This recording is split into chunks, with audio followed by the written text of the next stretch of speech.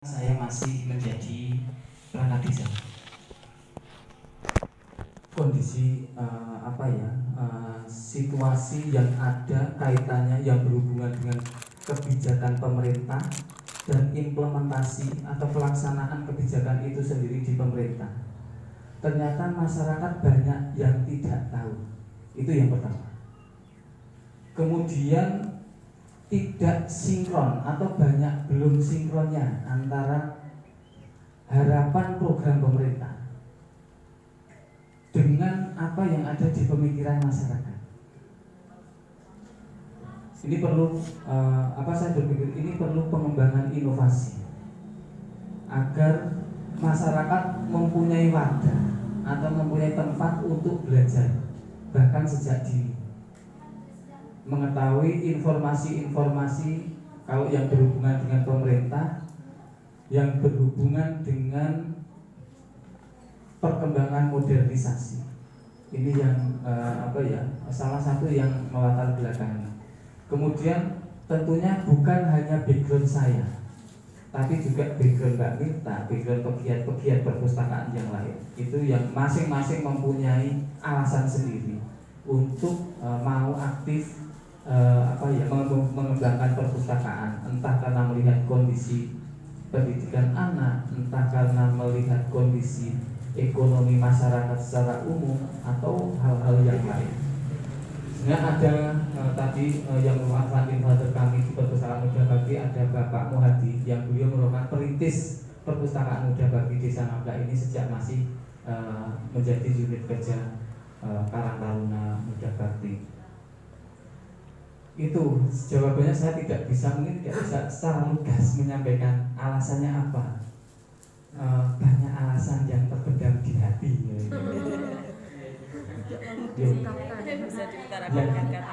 Sulit diungkapkan. Kemudian yang berhubungan dengan salah pustaka. Jadi salah pustaka itu kami membangun kemitraan dengan masyarakat itu secara sukarela. Yang berkenan ayo, yang belum berkenan tidak kemudian kita jalan. Kita membangunkan, jadi yang disumbangkan itu bukan bibitnya, tapi hasil panennya. Bisa salahnya, tapi rata-rata justru menyerahkan hasil penjualannya. Setelah yang dinyatakan, saya menyumbang satu hasil panen dari satu batang salak, itu setelah panen itu disumbangkan ke pengelola perpustakaan itu melalui kader-kader di tingkat dusun. Dulu memang awalnya kita minta untuk bentuknya buah salak diserahkan ke kita, gitu. Tapi ternyata ada kesulitan di tata caranya penyerahan itu karena panennya tidak bersamaan. Sehingga kalau cuma sedikit-sedikit kita mau jual juga nggak efektif. Kemudian dari masyarakat sendiri kemudian inisiatif, bagaimana kalau yang kita serahkan berupa uang saja dari hasil panen itu. Nah, sehingga kemudian yang berjalan disepakati masyarakat itu melalui kader-kader dusun di masing-masing dusun itu dikumpulkan berupa uang. Tentang salah pustaka. Yang ketiga dari Mbak Firda,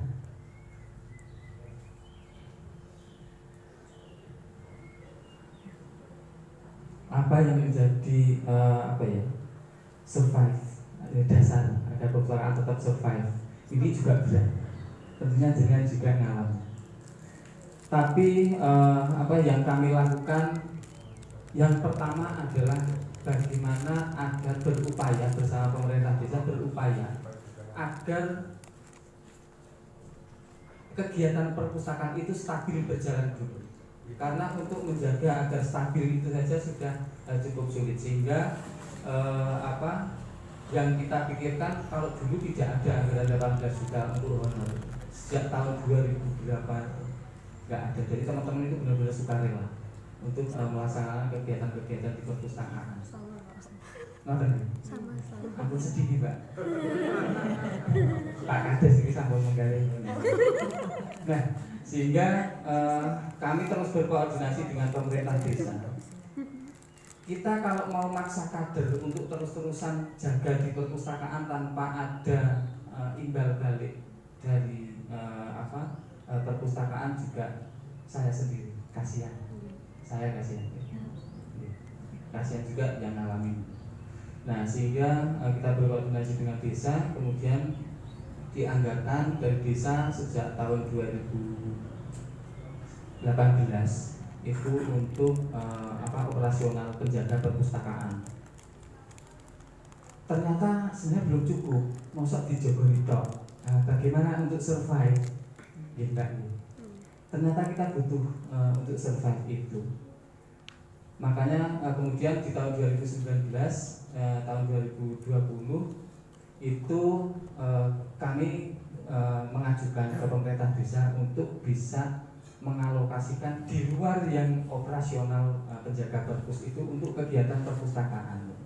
Tapi dilalahnya terus kena COVID sehingga banyak dipotong oleh COVID. Itu yang menjadi kendala kita. Tapi untuk tetap bisa survive, kita stabil di kegiatan dan ada nilai-nilai baru, kita juga tetap berinovasi.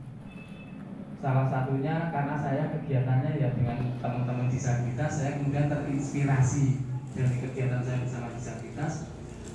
Saya membuat salah satunya dengan membuat motor roda 3. Anak-anak itu diboncengi motor roda 3 senang.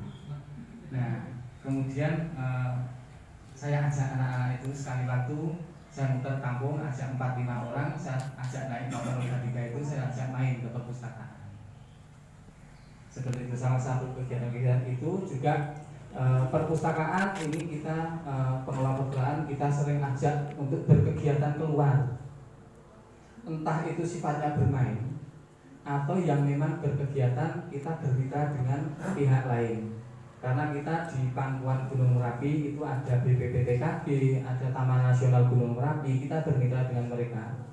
Sekali waktu kita ajak anak-anak kader perpustakaan itu silaturahmi, belajar dengan BPPTKG, kita ajak ke Jogja, ke kantor BPPTKG, kemudian ke Taman Nasional Gunung Merapi. Itu Taman Nasional sering ada kunjungan, kemudian kita ajak dari impact perpustakaan dengan karya produk olahan salaknya, dengan bukensa, dengan manisan salak, itu kita ajak pameran atau kita ajak jualan di sana. Jadi di situ ada nilai edukasinya untuk anak-anak kader tentang kegiatan usaha dagang dan sebagainya.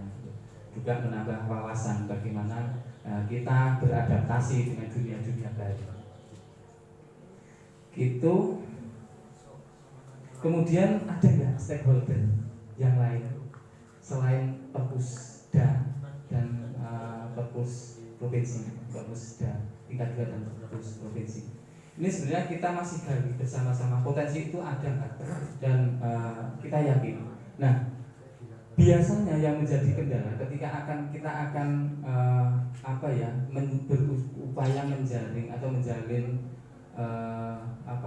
kerjasama dengan satu stakeholder tertentu, itu yang menjadi kendala adalah karena perpustakaan itu kan punya pemerintah, harusnya kan minta pemerintah, biasanya gitu. Sehingga mungkin salah satu siasat yang kami lakukan adalah kita menggunakan kemitraan. Kalau misalnya salah satunya kita bermitra dengan komunitas disabilitas, kita bisa komunitas disabilitasnya sebagai pemohon. Kemudian nanti pelaksana kegiatannya adalah teman-teman perpustakaan bersama dengan komunitas mitra itu.